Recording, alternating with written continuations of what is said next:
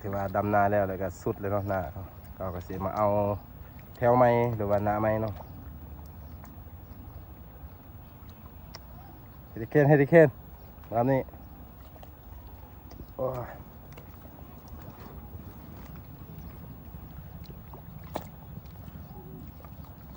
ดำรถมันต้องปัดแหละมาเคนโอ้คนรอเนาะ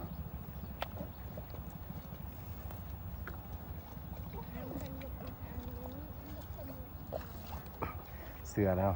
ดุมาทุกคนเลยทุกคน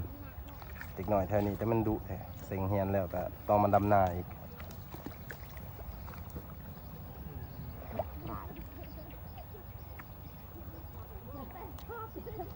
ฮอนหม้อหัวเนี่ยโอ้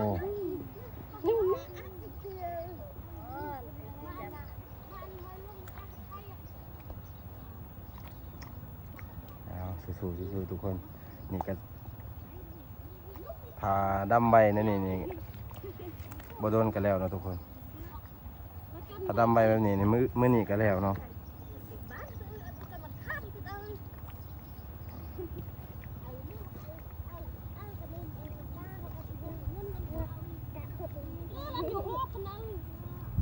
บรรยากาศคลิปนี้ก็สิจบสำนี้นะทุกคนเนาะฝากทุกคนกดไลค์แล้วก็กดติดตามนี่เด้อเราเป็นกำลังใจให้เด็กหน่อยนี่แหละแถวบ้านนี่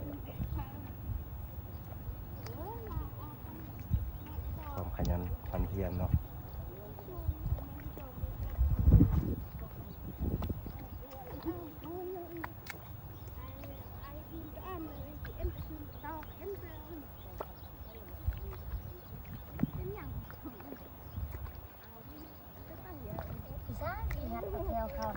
บ๊ายบายทุกคนซื้อเด้อดำหน้าซื้อเด้อเบื้องหน้าไปอยากซื้อไปไหนเนาะทุกคน